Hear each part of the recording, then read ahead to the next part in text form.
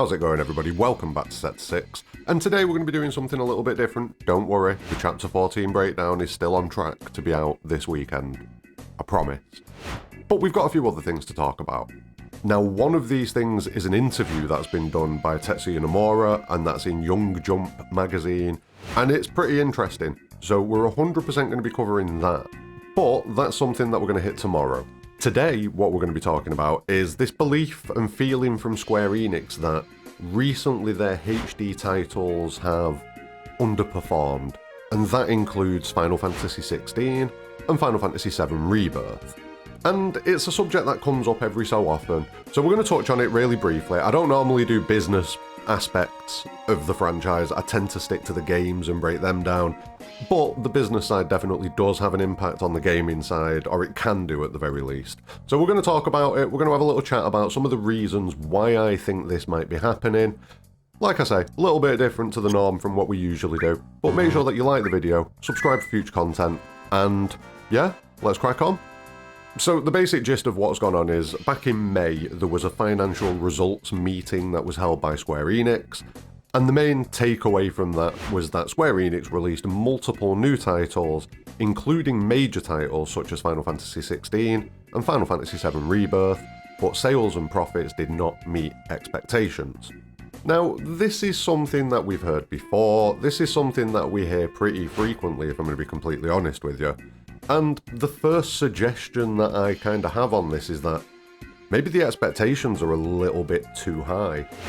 I mean, we do hear this pretty consistently every year, and that may suggest that the expectations that they've got for the games that they're making in the market that they're releasing those games to is a little bit unrealistic.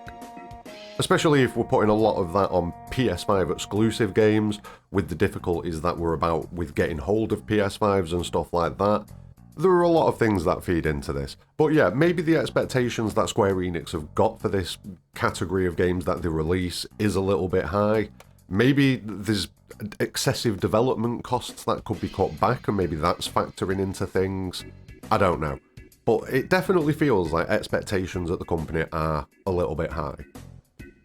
Now, another thing that may have fed into it is the fact that Final Fantasy XVI saw a huge level of promotion prior to its release, and Final Fantasy VII Rebirth didn't feel like it got as much. And in a lot of my videos prior to the release of Rebirth, I was saying we're not going to hear about Rebirth until much later in the day, because FF7 carries itself in a lot of ways, and Square Enix are hyper-focused on Final Fantasy being an action franchise now, so they're obviously going to push the more action-based Final Fantasy, the mainline game, the one that's going to change the trajectory of the franchise. That's what they were shooting for in my mind. And due to this, Rebirth, as I predicted, got less coverage, got less marketing push. There were fewer events for Final Fantasy VII Rebirth in comparison to Final Fantasy XVI, and that could very well have had an effect on the sales of Final Fantasy VII Rebirth at the very least. Not so sure about the other games in the HD category at Square Enix, but with Rebirth alone, I believe that could factor into it. And it seems that this is something that Takashi Kiryu may also believe, because he goes on to talk about how Square Enix cannibalized the sales of its Final Fantasy games in this release window. And he suggests that maybe they didn't manage things as well as they could have done, and that due to the games releasing as close together as they did, it had a negative impact on both games, and I believe that that is definitely a strong possibility. And then, as I've spoke about earlier, we've got another obvious factor, which is the fact that there aren't as many PS5s out there as there were PS4s. It was much harder to get hold of a PS5, money is tighter just in general for everybody and has been for the last few years. So the PS5 hasn't got the install base that the PS4 had. Like when Remake came out, and Remake did really well sales-wise within its first week, there was a lot of PS4s already out there. With the PS5, numbers were not as strong. And that's going to be another factor that feeds into the fact that 16, 7 Rebirth, and other HD titles that Square Enix released in that window may not have hit the numbers that they were hoping for. And then we also have the fact that a lot of people have been going away from Final Fantasy and Square Enix games over the last decade or two. Final Fantasy has definitely changed. It isn't the same creature it was back in the 90s and early noughties. It's very different. It's definitely pushing more of an action stance with its gameplay, and that attracts a different set of fans. So what you've essentially got happening is, you've got older fans of the franchise who are more into turn-based combat and things like that, moving away from the franchise, while the company is trying to recoup those fans by bringing in new fans that are more interested in the action elements of the combat. And while that is probably working, I don't think you'll necessarily see growth, at least in the short term, because you're just plateauing out really. You're replacing the people that you've lost with new people, but not really making any gains. Over the long term, it could see gains in sales for Final Fantasy.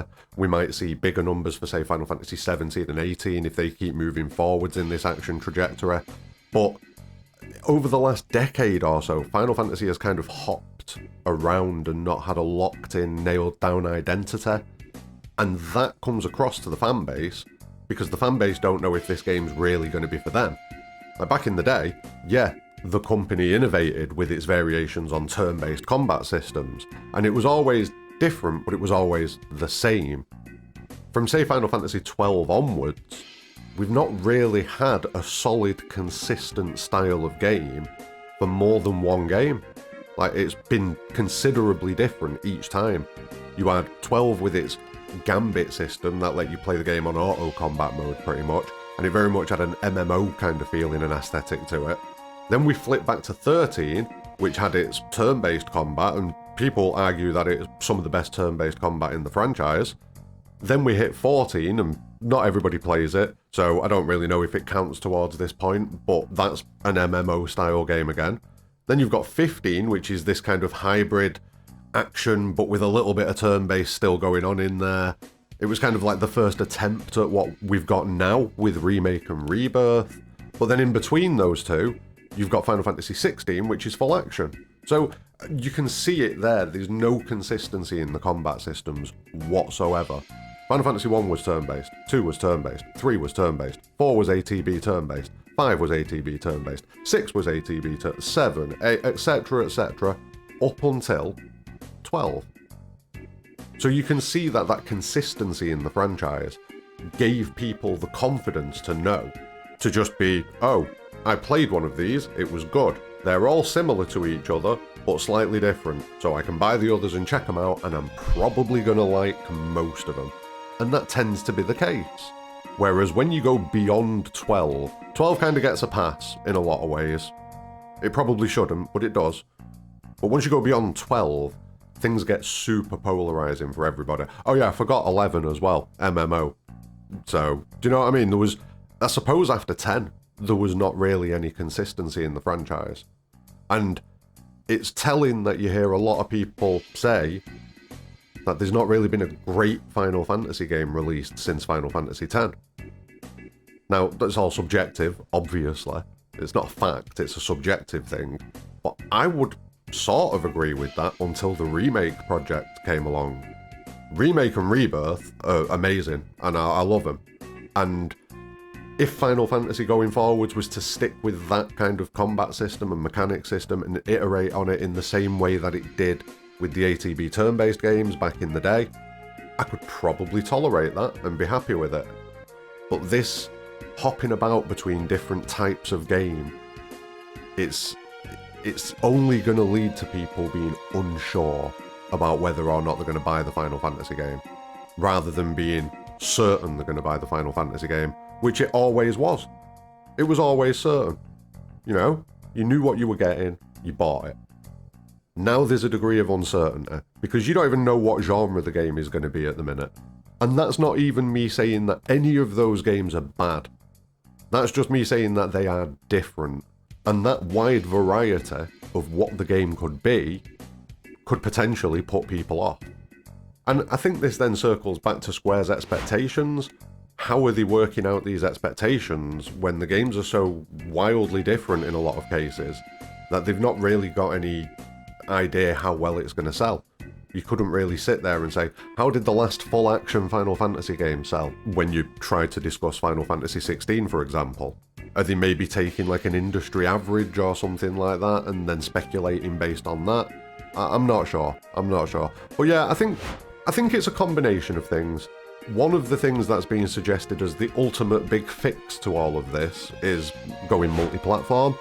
And while in a lot of ways it will never hurt sales to be available on more platforms, or at least I don't think it would, you know, more people able to access the game equals more potential sales, therefore good. You know, that just makes sense.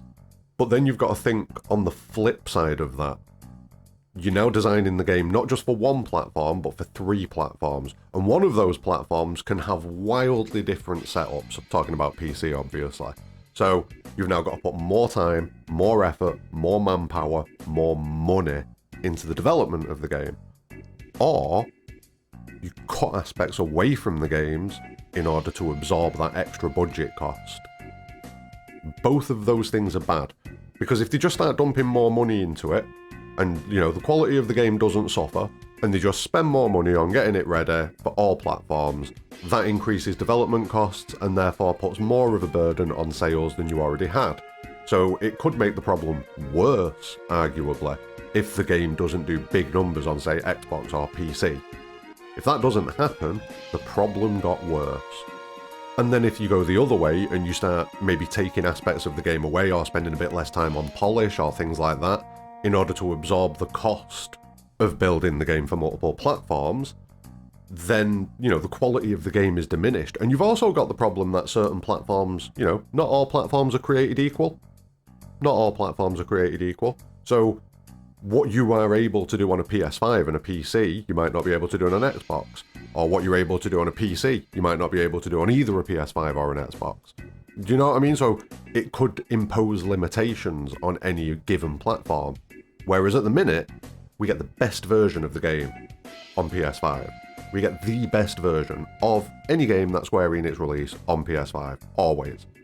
And the PC ports come out, and they've always got issues with them, and eventually they get fixed, because, you know, Square Enix do good work and they fix these things.